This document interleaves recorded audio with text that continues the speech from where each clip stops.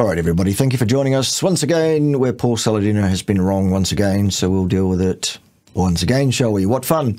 Paul's video is entitled, get this, Why You Need Carbohydrates in Your Diet.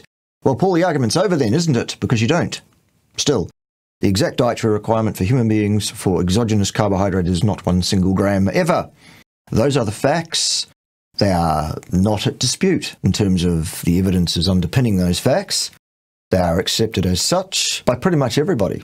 But you want to make an argument that that is now suddenly not true somehow, Paul. Okay, this will be fun. Off you go.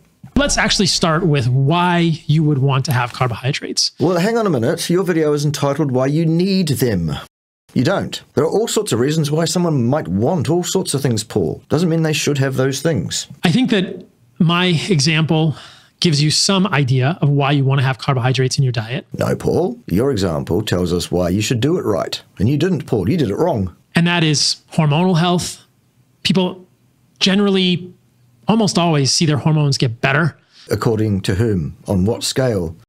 At what start and end points? Repeatability of measurement, Paul? Any of those kind of things ringing any bells? Science of any kind? They feel more vital. They have better libido when they include carbohydrates in their People feel better and have better libido when they take dangerous, toxic, recreational drugs, Paul. Does that mean they should do that? Now, sleep also gets better significantly for most people with... Measured how, Paul? How do you define this better sleep? Exactly. Because you're here to tell us why we need carbohydrates. And you're giving us your opinions. Carbohydrates in their diet. On strictly carnivorous diets, sleep disturbance is very, very common. Okay. You want to establish that with some kind of metric and defend your metric for measuring that. Otherwise, it's just your opinion again, isn't it, Paul? As are muscle cramps. Yeah, that's an opinion too. Let's talk about the muscle cramps for a moment. Generally, when people get these kind of issues, 9 times out of 10, it's because they've changed their diet too suddenly from one thing to another thing, like an overnight hammer-over. I'm going carnivore tomorrow. Instead of doing a sensible transition over 6 to 8 weeks where they slowly change their diet from what it was to where it should be, thus allowing their microbiome to keep up with that and so as not to set off World War 79 inside your guts, which generally tends to pull your health status down entirely, the whole body. And or the other thing that people tend to do, Paul, is poison themselves, unwittingly perhaps, by, I don't know, consuming vastly too much liver, for example. Ringing any bells? Okay. Moment. Insulin is a peptide hormone released from the beta cells of your pancreas. Insulin gets demonized like crazy. By whom? But in fact, insulin is a important, vital hormone for healthy human life. And what we know, what I learned, and I've spoken about this many times in the past, is that when you eat carbohydrates of any type, but I would prefer honey and fruit, as I've said. Yeah, but Paul, that's your opinion. That's your preference. This video is entitled Why You Need That. We're still waiting.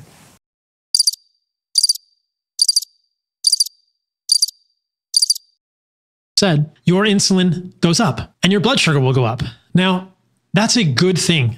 Well, hang on a minute. Whoa there. Really? An elevation in your insulin on a relatively daily basis as a result of consuming a decent bolus of protein in your one meal a day as a carnivore probably gets this done. The bit that you're talking about here, Paul, with the insulin, what you really need is one of those sleeping policemen in the road. You don't need a church steeple. And you certainly don't need glucose to be the initiator of this insulin elevation. Protein does it. Okay, so that's one of the reasons that I talk to people about why it's best for most people, if we possibly can get there, to have them eating once a day and eating all their protein in one bolus, precisely for this reason. For so many reasons. That insulin signaling is anti-catabolic. Yes. It's not anabolic, but it's anti-catabolic, which means it preserves the muscle tissue of your body. It will improve your antioxidant status. There are links between insulin signaling and glutathione, which is the body's master antioxidant. And at the level of the kidneys, that insulin signaling is essential, I would say indispensable, for preservation, that is resorption of electrolytes. Sodium, potassium, chloride, calcium, magnesium. Exactly. So what you need is this insulin action to stimulate those tissues to do those jobs. And you also need to be not overloading your body with, for example, copper, which you will have done by eating vast amounts of liver. It would seem fairly certain to me, my opinion. And then everything will work great. So you still don't need the sugar for an insulin action because you can still get it from protein. Okay? That insulin signaling at the level of the kidneys is essential for that. Yes, but you don't need to get that from sugar. I think that there are thousands of pounds of electrolyte supplements sold, perhaps unnecessarily, to people who are too low carb and they are losing their electrolytes because they don't have enough insulin signaling. That's not about being low carb though, Paul, still. It's about not having that insulin signaling happening the way it should, which I've just described the method to achieve. Okay? At a minimum level of 1.75 grams of protein per lean kilogram of body mass, working up from there to perhaps half as much again, depending on individual needs. Okay, so 1.75 grams of protein upwards per lean kilogram of body mass, ideal body mass, if you like. Minimum, 1 meal. Insulin action, job's done. Still don't need any sugar or carbohydrate. Honey fruity boy. Level of their kidney, because they don't have enough insulin signaling at the level of their kidneys. Yes, well, we've just covered that. Now, this happened to me. This has happened to so many people. So perhaps this is you. Yes, Paul, but you're one of those people who potentially wasn't consuming enough protein in one whack in the day, because I believe you were eating multiple meals a day to try and keep your energy levels up because you are so active. So for your needs, perhaps it wasn't enough protein, but almost certainly toxicity to copper because you are taking in vastly too much liver. Both easy fixes. Perhaps you should have asked someone who knows something about nutrition and physiology instead of relying on your own credence as an allopathic physician and psychiatrist. Here's an idea for you, Paul, just spitballing with you. Given that your training is allopathic medicine and psychiatry, why don't you go and do that instead of misinforming the public on a grand scale and giving them dangerous contraindicated misinformation? They're eating a bunch of sugar, up to 400 grams a day, apparently. You're telling them that's a good idea? Are you out of your cotton picking? So there's really no argument that this insulin signaling is beneficial for humans. Correct. On the other side of the coin, those in the low carb space, who I respect, will sometimes argue that most insulin resistance is insulin induced. Well, I've never argued that personally because it's ridiculous, absolutely ridiculous. Here's the thing, that dose response causes certain actions in the body, insulin. But over a certain level, it impedes itself somehow. No. And secondly, insulin resistance is a construct, Paul. It's an idea. It's a widely, but ubiquitously accepted idea, but nonetheless it is an idea. It is not a physiological response that can be measured. There is no such thing as an insulin resistance meter. There are various sums and equations and bits of software that you can put various actual physiological measurements into that will tell you all about insulin resistance in some way, but it's not something that can be in and of itself measured because it does not actually exist. It's an idea. I know. Meaning that hyperinsulinemia, eating more carbohydrates spikes your insulin, and this leads to insulin resistance. No, if you're eating any mixture, really, of carbohydrate and fat, then the RANDLE cycle will start to cause you issues sooner or later, and it's probably sooner. This is just false. There's no good evidence for this in free-living humans. Correct. There is no evidence whatsoever that insulin inhibits itself. In order to create this in a human, you need to put a special clamp on them, a euinsulinemic hyperglycemic clamp. You need to do crazy things to humans. You need to pump them full of exogenous processed sugars via their veins to get this to happen. Correct, but this is actually not relevant to your argument, Paul. I suppose you could recreate a situation in which your insulin is consistently high by eating Cheetos 24 hours a day. You could never sleep, or mainlining sugar all day and most of the night. Yes, you would need to do that to keep your insulin elevated all the time. You're quite right, Paul. But still, this is irrelevant to your argument, because your argument is that we need carbohydrates, and it will not fly. It will not hold any water. You do not need any carbohydrates in your diet, still. Because if you're sleeping and you're not eating, your body's not going to have that sugar coming in, and your body will go back to some level of normalcy from just pure sugar. This is just waffle. I've spoken about the rice diet in the past. All right, so now you're going to Lord Walter Kempner, a well-known Vagoon and card-carrying high priest of the Church of Anorexia Vegana on his ideas, are you, Paul? That will really, really do your credibility a wonder of good, I should think. Kempner. But this is an example of a diet used by Walter Kempner in the 40s and 50s, I believe, to cure diabetics. And these people were morbidly obese, hundreds of pounds overweight, and he fed them white rice and pure cane sugar. Right. So he alleviated the RANDLE cycle, which short term, so long as you control the amount of those things that the people consume, will have a person losing body fat as a function of alleviating the RANDLE cycle, the very thing that's keeping the fat there. No surprise. That doesn't mean eating carbohydrates is a good idea. Eating carbohydrates in the absence of fats is one method to lose weight short term. Sure. Does that mean that's a diet you should adopt for your life? No.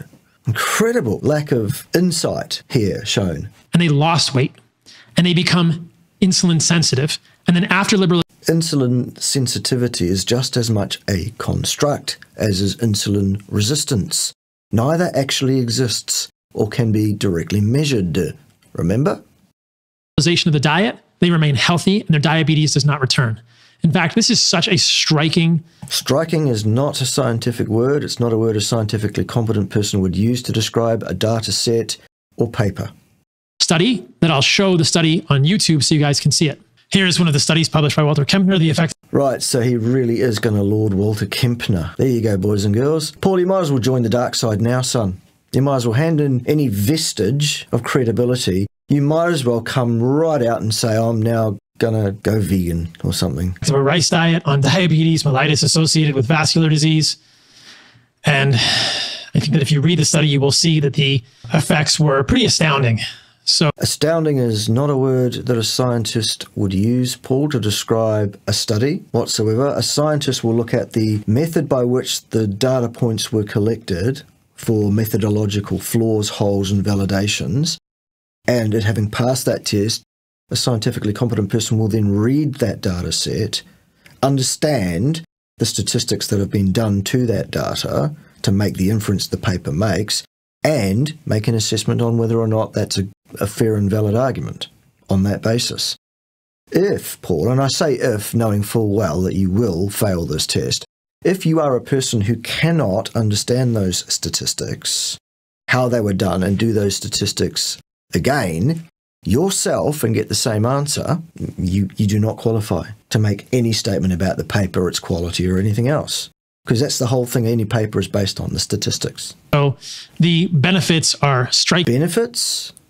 Striking. They are significant improvements in insulin sensitivity, which is still a construct. Which is persistent even after the liberalization of the diet. What does that mean? Liberalization.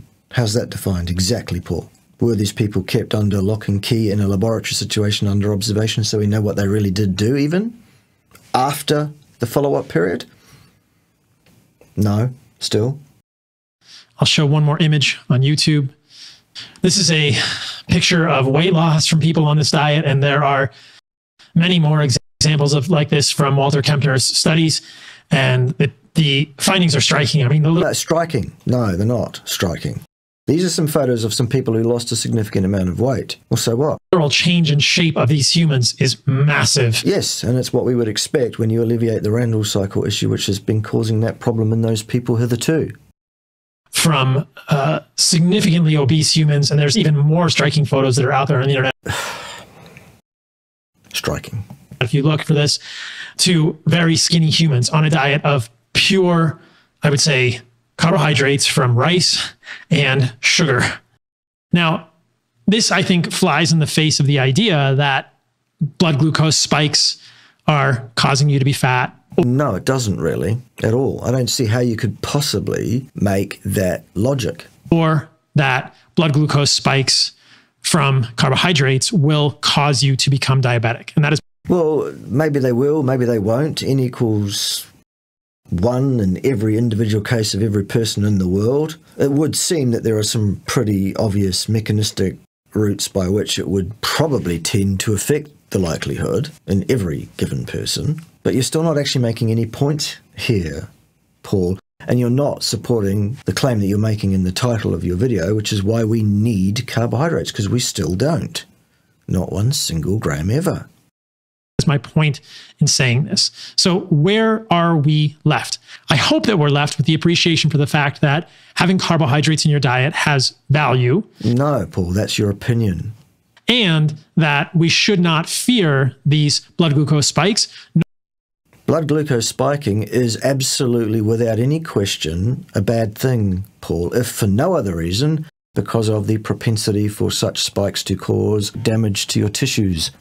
The very thing that we've spoken about previously that you got completely wrong, by the way, where you suggested that the HbA1c test is sensitive to damage of tissues related to fructose, which I've absolutely shown you were completely wrong on. It's not, and it will not see that damage. Fructose, as it turns out, for everybody that's interested, is 7 to 11 times more damaging to tissues at high concentration than is glucose. Interesting, isn't it? So, yeah, the issue, never mind insulin, Paul. The issue with exogenous carbohydrate in large amounts is it will damage your tissues.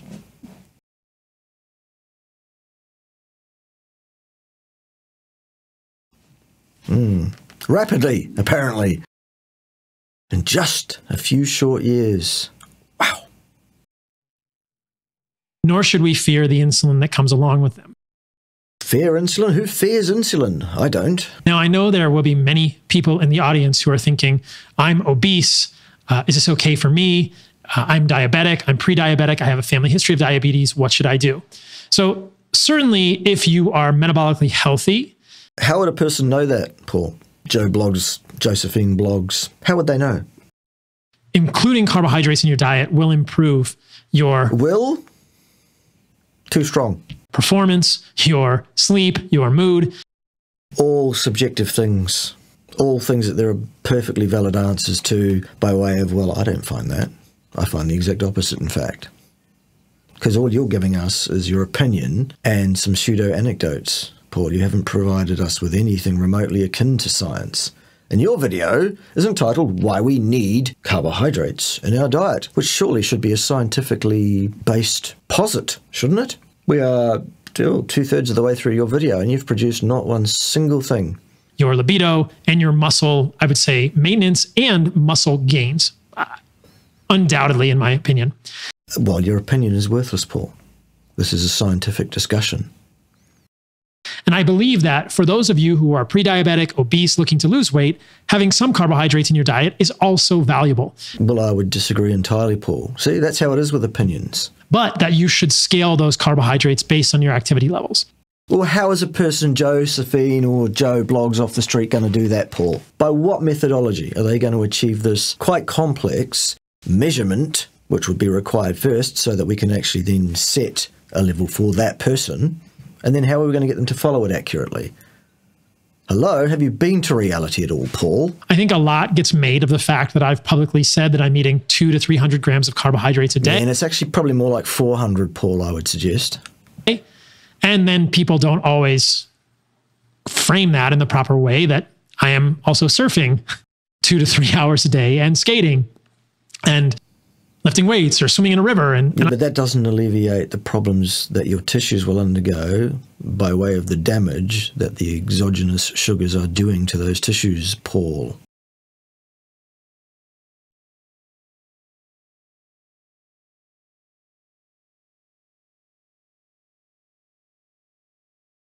I'm pretty active for a human. I would say I exercise every single day because I like to exercise, not because I'm feeling there's an imperative to do that. So the amount of carbohydrates I eat as a metabolically healthy, fairly muscular 46-year-old man. Who says you're metabolically healthy, Paul? May not be the right amount of carbohydrates for you. But I think that for most of you, having some carbohydrates in your diet will be of significant benefit. How much should... Well, but that's your opinion, Paul. And your opinion on this topic is worthless. You are qualified as an allopathic medic and a psychiatrist. Two professions, I believe, neither one of which you've ever actually practiced. Am I right, Paul? Perhaps you should, because that's what you're trained in. You're not trained in science or being competent in science. We've seen that already. I mean, just go and have a look at the video recently where Paul said that A1C test is sensitive and will pick up damage to his tissues done by fructose, which it won't. Paul has no credibility to talk about science in general or nutrition science as a field of that science in general. No credibility at all. Should you have in your diet? I think that the lower end for humans is probably around 100 grams of carbohydrates a day. Ridiculous. The exact dietary requirement for carbohydrates for human beings, Paul, is still not 1 single gram ever. 0. I do not think that you as a human should go below 100 grams of carbohydrates. That's everything. Well, I completely disagree with you, Paul. And one of us has some credence in this field and in science in general. And one of us is you, Paul. So people can make their own decision about which one of us is credible, I think. Everyone, if you're obese, if you're pre-diabetic, if you're diabetic, having 100 grams of carbohydrates in your diet a day, I think is the bottom end. Well, that is dangerous, contraindicated, ridiculous advice from an individual completely out of his field. Sorry, that's what it is. And as I've shared in the past, I won't share the study now, but I've done many times, there are studies in diabetics given 125 to more than 125 grams of honey per day who improved their insulin sensitivity based. Still a construct. And what else was done in that study, Paul? There's no point even discussing this if you're not actually going to bring the study up on the screen so we know which one it is, so that we can go and look at the thing. And for you to spend a few minutes at least analysing the flaws, foibles, methodological errors involved in this thing that invalidate this thing, because there are many. We've dealt with that before in the past, though, boys and girls, if you want to go and find it. Based on fasting glucose metrics and other metrics of insulin sensitivity. So again, there are healthy ways to eat carbohydrates. And I think... No, there aren't really, Paul, because any elevation in your blood glucose over the homeostatic set point for a significant period of time will subject your tissues to damage by virtue of the high concentration of sugars in your blood, which is toxic. The sugars bind chemically to your tissues and chemically alter them, damaging them, ripping down their function, making one appear to age rapidly, Paul. Appear that way because that's what's happening. Their tissues are being vastly damaged at a rate of knots, as clearly as the, well, I was going to say their cognitive decline would seem obvious, but actually Paul's cognitive decline seemed to be stepwise, in one step from sensible 100% carnivore to we need lots of organs. Whoops, there's a step down. We don't still. To, oh, let's put 400 probably grams of carbohydrates down our stupid neck every day. There's a step down, and here's another step down. Let's tell everybody else they should do that too. At least 100. You are done, Paul. You are finished here. Your credibility is in the absolute shit can. I cannot believe anybody still watches this buffoon. What's wrong with you people? I think that another point that I want to make in this podcast is that we must not conflate research done on pure fructose, on processed sugars, especially high fructose corn syrup, with whole food sources of carbohydrates like fruit. Oh, the magic whole food matrix. Oh, here's the matrix. Oh, here's the matrix. The whole food matrix that somehow makes this okay. Wow. Or like honey. That's it? Wow. So, Paul's video entitled, Why You Need Carbohydrates in Your Diet, gave us exactly how many reasons that we need carbohydrate in our diet at all? Yes. Correct. Not 1. 0. No reasons. Still wrong, Paul. Still incompetent. Still out of your lane and out of your depth, son. See you next time, everybody, when someone else will be wrong on interwebs, because it doesn't look like slowing down anytime soon, does it? Ciao for now.